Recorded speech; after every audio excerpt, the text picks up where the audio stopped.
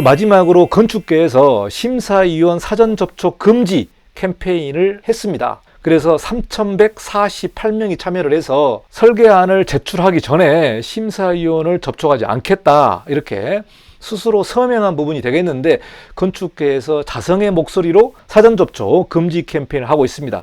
공정건축 설계 공모 동참 움직임이 확산되고 있다. 대한건축사협회 건축사 신문에 실린 내용인데, 여기에 참여하신 분들이 건축사가 2,513, 애국건축사 40명, 대학 교수가 171명, 공무원 23명, 공공기관 직원 10명, 기타 113명 해서요, 2024년 12월 31일까지 서명을 한 사람이 3,148명입니다.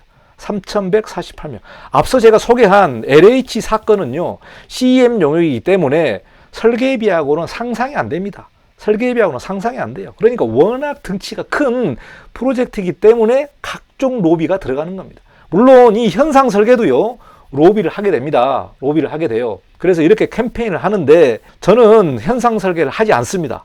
현상 설계를 하지 않기 때문에 뭐 이렇게 설명할 필요도 없죠. 저는 교수도 만날 일이 없고요. 이런 조달청 직원이라든가 뭐 LH라든가 그런 프로젝트를 안 하기 때문에 만날 일이 없어요. 만날 일이 없어. 현상 설계를 안 해요. 근데 제가 이렇게 건축계에서 자성의 목소리로 캠페인을 하는 것도 매우 좋습니다. 이런 움직임도 좋은데요. 이렇게 자성의 움직임이 있으면 뭐합니까?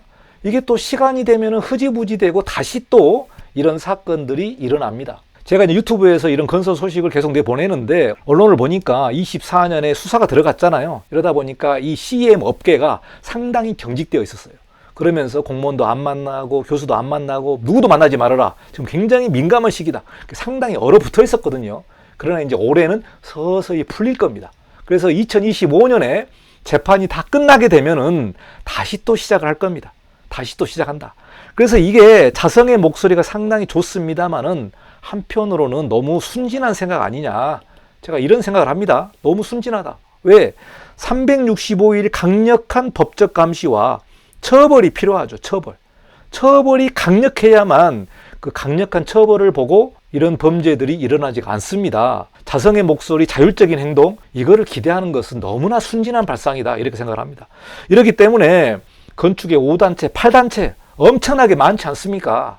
그래서 이분들이 국토부에다가 상시 현상설계 감찰반, 즉 암행어사반이죠.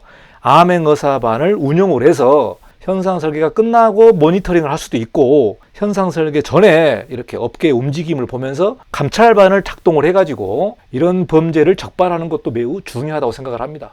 중요한 부분은 자성의 목소리도 중요하지만 현장에서 법적 감시를 할 수 있는 이 감찰반, 암행어사반을 적극적으로 운영을 해서 대대적으로 현상설계 관련된 비리를 감찰하고, 또 범죄가 걸린 이런 사람들은 구속을 시키고 심사위원 명단에서 영구 제명시키는 것도 매우 중요하다 생각을 합니다.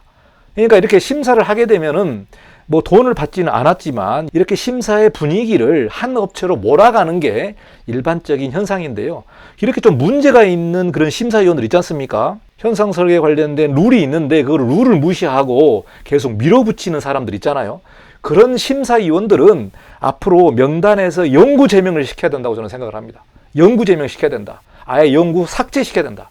제가 지난 영상 현상설계 당선을 무효한 거, 거기 보면은 심사위원 명단들이 있을 거 아닙니까? 그래서 그 재판이 최종적으로 뭐 30까지 가서 결론이 난다고 봤을 때 그 심사위원들이 문제가 있기 때문에 그 심사위원들은 아예 영구적으로 모든 지자체 심사 명단이라든가 발주처 이런 모든 명단에서 아예 영구적으로 제명을 시키는 그러한 일을 해야만 이 업계가 조금이나마 깨끗해지는 거지, 이렇게 안 하면요 다시 또 일어납니다. 다시 또 일어난다. 즉 나쁜 사람은 항상 나쁜 생각을 하고 있기 때문에 순진하게 이렇게 서명을 한다고 해서 이게 없어지지 않는다. 저는 이렇게 보고 있기 때문에요. 강력한 법적 감시와 처벌할 수 있는 시스템을 확보를 해서 대대적으로 운영하는 것도 매우 중요하다고 생각을 합니다. 그래서 이번 시간에 LH에 관련된 뇌물 사건을 좀 자세하게 짚어봤는데요. 제가 다음 영상에서는 많은 분들이 이 영상을 보고 댓글을 남겨두고 있습니다. 그 댓글에다가 내가 현상설계를 참여를 했는데 이러이러한 문제가 있어서 싸우기도 했다. 그리고 소리도 질렀다. 그래서 이거를 뭐 실격을 시켰다. 이런 댓글들이 있습니다. 그래서 그 댓글을 제가 익명으로 제가 한번 여러분에게 소개를 하도록 하겠습니다. 정말 많은 사람들이 현상설계를 진행하고 있고요. 지금 뭐 90대 1, 100대 1까지 진행을 하고 있는데 심사 과정이 기울어져 있고 이미 내정이 되어 있고 불공정하게 진행이 된다면 그 많은 업체들은 도대체 2, 3개월 동안 무슨 짓을 하는 겁니까? 자기의 열정과 돈과 이거를 다 쏟아부어서 현상설계를 진행하고 안을 제출을 했지만 정말 현상설계 심사에서 어처구니 없게 정말 보지도 않고 그냥 떨어지는 걸 보면은 얼마나 낙심이 클 것입니까? 그렇기 때문에 이러한 과정들을 하나하나씩 좀 짚고 넘어가면서 많은 건축사분들 그리고 새롭게 건축사 사무소를 오픈해서 현상 설계를 하고 있는 분들에게 조그마한 용기가 되면 좋을 것 같아서 제가 영상을 제작해서 이렇게 여러분과 같이 공유를 하고 있습니다. 다시 한번 수많은 건축협회와 국토부에게 건의를 합니다. 제가 보기에는 현실적으로 아주 엄정한 처벌을 해야 되는데요. 국토교통부에서 365일 공공발주 감찰반을 설립을 해야 됩니다. 감찰반을 설립을 해서 일명 암행어사반이죠. 암행어사반을 만들어서 각종 심사 비리를 감시하고 처벌해야 됩니다. 감시하고 처벌해야 된다. 365일 공공발주 감찰반.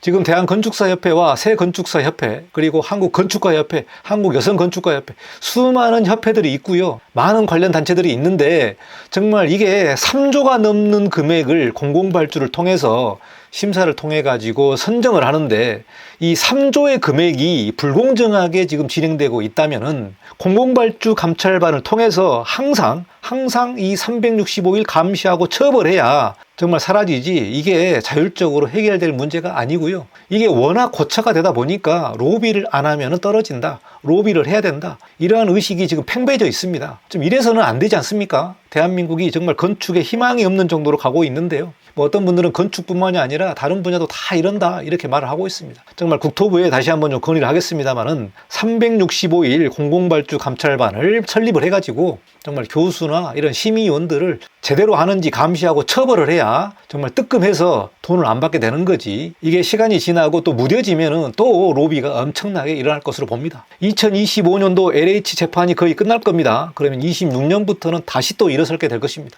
다시 또 이게 교묘하고 아주 정밀하게 로비 작업을 할 것으로 예상이 됩니다. 뭐 눈에 뻔히 보이지 않습니까? 이게 대한민국의 현장이다. 여러분이 이 내용을 보시고요. 지금 공공설계 현장이 이렇게 돌아간다. 정말 희망이 없을 정도로 엉망이다. 이런 내용을 다시 한번 좀 살펴보고 관계자분들은 꼭 공공발주 감찰반을 만들어서 한 번 걸리면 인생 골로 가는 이 내용을 좀 뼈저리게 느끼게 해줘야만 공공발주 사업이 제대로 돌아갈 것으로 생각을 합니다. 그래서 여기까지 길게 영상을 좀 만들었습니다. 그래서 이 내용이 상당히 긴데요. 정말 많은 분들이 의견을 남겨두셨고 대한민국의 건축을 걱정하고 정말 희망이 있는 건축으로 가야 되지 않겠는가 이러한 걱정을 많이 하고 있습니다. 그래서 우리가 희망이 있는 건축을 만들기 위해서 공공발주가 정말 깨끗하게 돌아가야 되고요. 이게 뭡니까? 국민의 혈세 아닙니까? 혈세. 국민의 혈세가 이렇게 집행되는데 이 부분은 무엇보다도 공정하게 처리돼야 된다. 이런 생각을 합니다. 다음에도 다른 뉴스로 또 뵙도록 하겠습니다. 감사합니다. 이관용 건축사였습니다.